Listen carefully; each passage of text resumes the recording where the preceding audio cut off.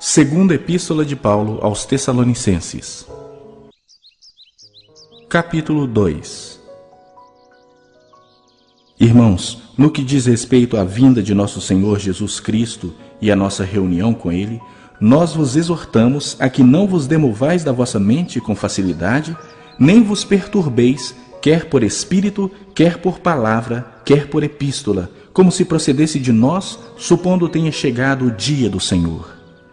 Ninguém de nenhum modo vos engane, porque isso não acontecerá sem que primeiro venha a apostasia e seja revelado o homem da iniquidade, o filho da perdição, o qual se opõe e se levanta contra tudo o que se chama Deus ou é objeto de culto, a ponto de assentar-se no santuário de Deus, ostentando-se como se fosse o próprio Deus.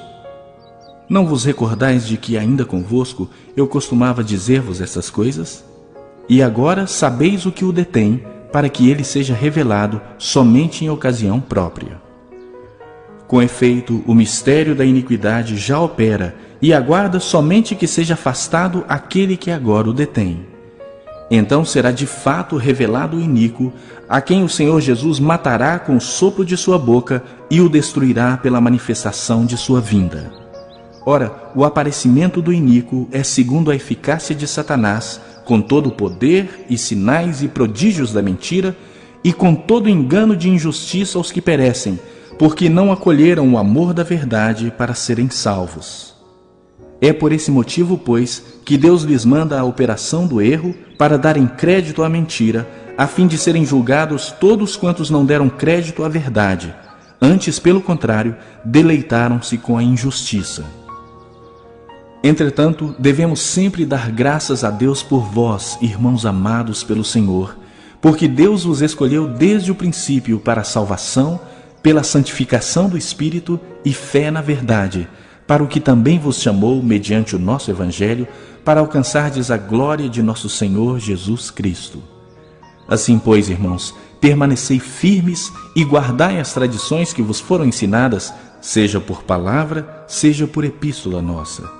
Ora, nosso Senhor Jesus Cristo mesmo, e Deus o nosso Pai, que nos amou e nos deu eterna consolação e boa esperança pela graça, consolem o vosso coração e vos confirmem em toda boa obra e boa palavra.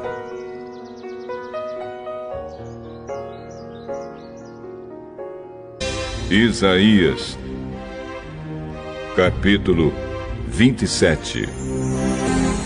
Naquele dia, o Senhor pegará a espada, a sua espada enorme, forte e pesada, e ferirá o monstro Leviatã, a serpente que se torce e se enrola.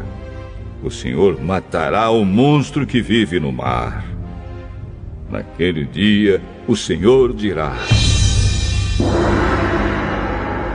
cantem louvores à minha bela plantação de uvas. Eu cuido dela e sempre a rego. Eu a vigio de dia e de noite para que ninguém a estrague. Não estou mais irado com ela. Se os espinheiros e o mato a ameaçarem, eu os atacarei e destruirei com fogo.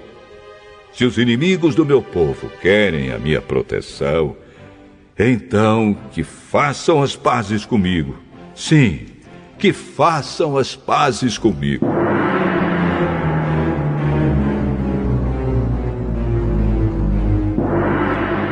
Chegará o dia em que o povo de Israel, como uma árvore viçosa, criará raízes, brotará e florescerá, e dará frutas que encherão o mundo inteiro. O Senhor não castigou os israelitas tão duramente como castigou os inimigos deles. Os israelitas que Deus matou foram poucos, mas os assassinos deles que ele matou foram muitos. Ele castigou o seu povo, enviando-os como prisioneiros para outro país. Ele os expulsou com o seu sopro forte, tão forte como o vento leste. Mas os pecados do povo serão perdoados, e a sua culpa será tirada. Isso acontecerá quando o povo destruir os altares pagãos e fizer as suas pedras virarem pó, como se fossem pedras de cal, e quando destruir todos os postes ídolos e os altares de incenso. A cidade protegida por muralhas está vazia. Ninguém mais mora ali, e ela parece um deserto. Virou pasto para o gado, onde os animais pastam e descansam. Os galhos das árvores estão secos e quebrados. As mulheres os apanham para fazer fogo. Esse povo não entende nada, e por isso Deus, o seu Criador, não terá dó nem piedade deles. Naquele dia, o Senhor Deus vai tirar o seu povo do meio de todos os outros povos, desde o rio Eufrates até a fronteira do Egito. Como o trigo é malhado e os grãos são separados da palha, assim os israelitas serão todos separados e ajuntados, um por um. Naquele dia, uma grande trombeta será tocada, e os israelitas que estavam perdidos na Assíria e os que tinham sido levados como prisioneiros para o Egito voltarão para sua terra e adorarão a Deus, o Senhor, no monte sagrado de Jerusalém. Isaías, capítulo 28. Ai de Samaria, orgulho e coroa dos bêbados de Israel! Ai dessa bela cidade que fica acima de terras boas! Os seus moradores estão embriagados, e a beleza da cidade desaparece como uma flor que murcha. O Senhor vai enviar um homem forte e valente. Ele virá como uma chuva de pedra, como uma tempestade destruidora, como violentas trombas d'água. Ele arrasará tudo. Samaria, orgulho e coroa dos bêbados de Israel, será pisada. A bela cidade que fica acima de terras boas, cuja beleza desaparece como uma flor que murcha, será como o primeiro figo maduro do verão.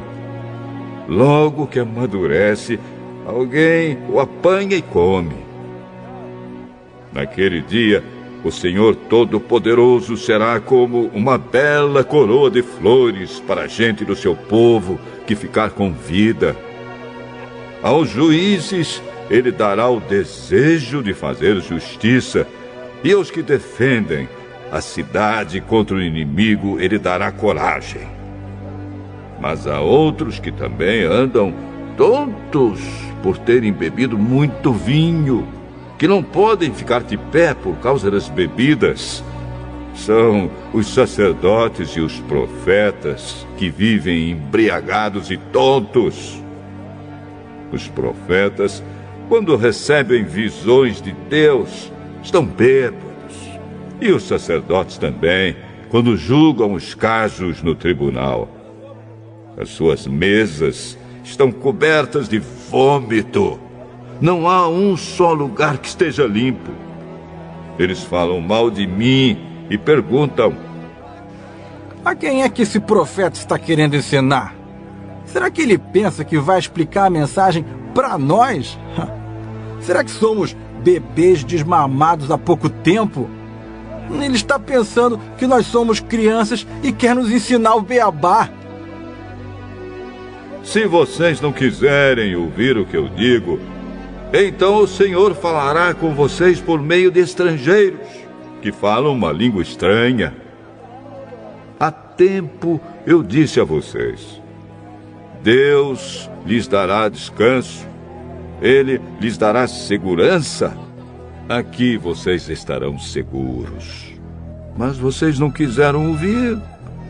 Por isso, o Senhor vai ensinar-lhes o beabá, como se vocês fossem crianças.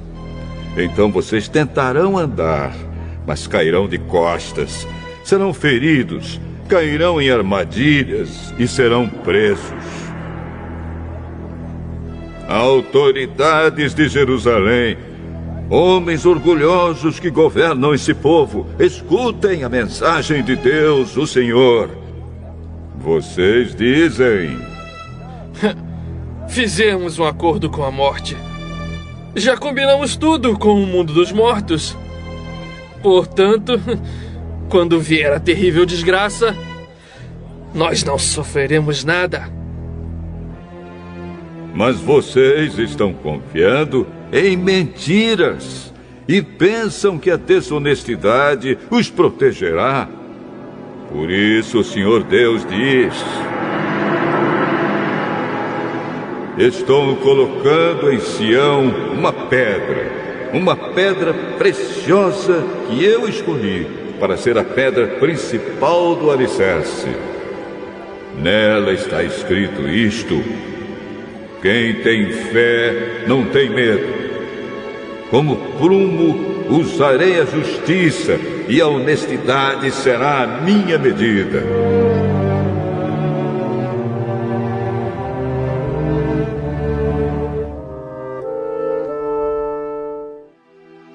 Os abrigos em que vocês confiam não são seguros.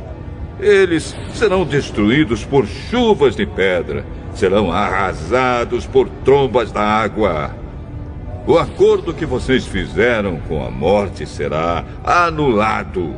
O que vocês combinaram com o mundo dos mortos será desfeito. E quando chegar a terrível desgraça, ela os arrastará como se fosse uma enchente.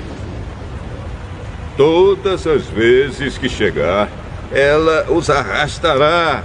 Chegará todos os dias, de manhã e de noite. Cada mensagem de Deus trará um novo pavor.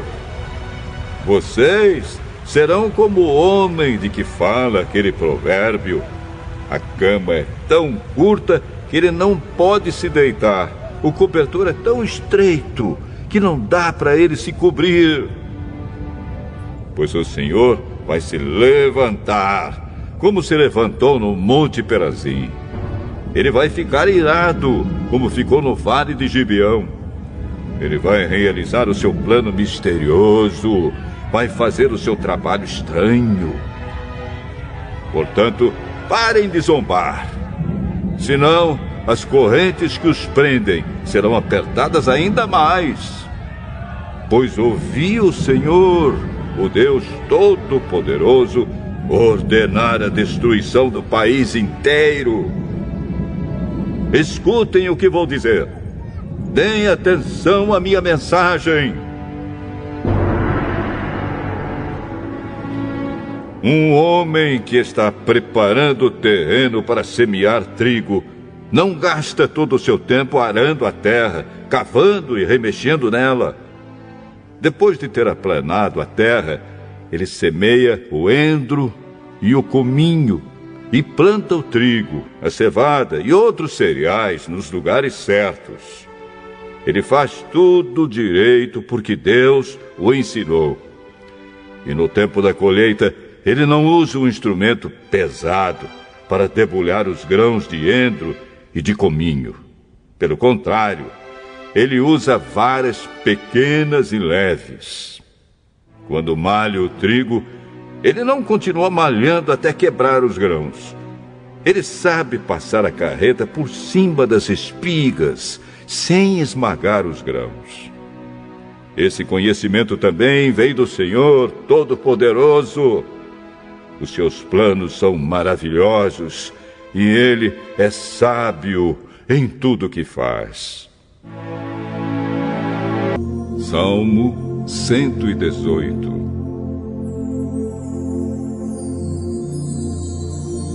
Deem graças a Deus, o Senhor, porque Ele é bom e porque o seu amor dura para sempre. Que o povo de Israel diga: o seu amor dura para sempre. Que os sacerdotes de Deus digam: o seu amor dura para sempre. E que todos os que o temem digam: O seu amor dura para sempre. Na minha aflição, eu clamei ao Senhor. Ele me respondeu e me livrou da angústia. O Senhor está comigo e eu não tenho medo. Que mal pode alguém me fazer? O Senhor está comigo. É Ele quem me ajuda. Por isso, verei a derrota dos meus inimigos. É melhor confiar no Senhor do que depender de seres humanos. É melhor confiar no Senhor do que depender de pessoas importantes. Os inimigos que estavam em volta de mim eram muitos, mas pelo poder de Deus, o Senhor, eu acabei com eles. Eles me cercaram por todos os lados, mas pelo poder do Senhor, eu acabei com eles. Eles se juntaram como abelhas em volta de mim, porém foram queimados no fogo como galhos secos. Pelo poder do Senhor, eu acabei com eles. Eles me atacaram com violência e eu quase fui derrotado. Porém, o Senhor me ajudou. O Senhor Deus me torna forte e poderoso. Ele me salvou. Escutem os gritos alegres de vitória no acampamento do povo de Deus. O poder do Senhor nos deu a vitória. Com o seu poder, Ele fez grandes coisas. O poder do Senhor nos deu a vitória. Não vou morrer. Pelo contrário, vou viver e anunciar o que o Senhor Deus tem feito. Ele me castigou com dureza, mas não deixou que eu morresse. Abram os portões do templo para mim. Eu entrarei e louvarei o Senhor. Este é o portão do Senhor. Somente os que lhe obedecem podem entrar por ele. Oh Deus, eu te louvo porque me escutaste e me deste a vitória. A pedra que os construtores rejeitaram veio a ser a mais importante de todas. Isso foi feito pelo Senhor e é uma coisa maravilhosa. Este é o dia da vitória de Deus, o Senhor. Que seja para nós um dia de felicidade e alegria. Salva-nos, ó Senhor, salva-nos. Dá-nos prosperidade, ó Deus. Que Deus abençoe aquele que vem em nome de Deus, o Senhor. Daqui do templo do Senhor, nós abençoamos todos vocês. O Senhor é Deus. Ele é a nossa luz. Com ramos nas mãos, comecem a festa e andem em volta do altar. Tu és o meu Deus, eu te louvarei. Tu és o meu Deus, eu anunciarei a tua grandeza. Deem graças a Deus, o Senhor, porque Ele é bom e porque o seu amor dura para sempre.